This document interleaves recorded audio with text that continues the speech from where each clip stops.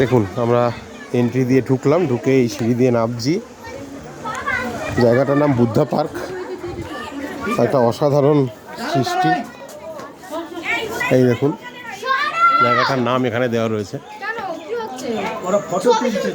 তো এখান থেকে রাস্তাটা এইভাবে গেছে।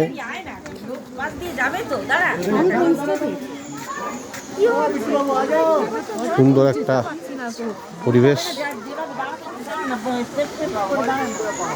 এখান থেকে গিয়ে এইভাবে ঢুকে গেলাম। এই দিকটায় সোজা যেতে হবে। ওই যে বুদ্ধ মূর্তি, পার্কটাকে সুন্দর করে সাজানো, পরিষ্কার পরিচ্ছন্ন,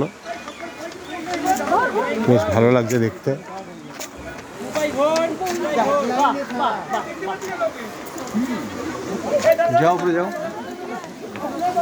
এই যে আমাদের সবাই এখানে রয়েছে,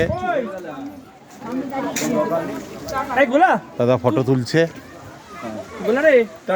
হ্যাঁ, স্যার, পায়েলদি, বৌদি, কাকিমা সব রয়েছে। এই যে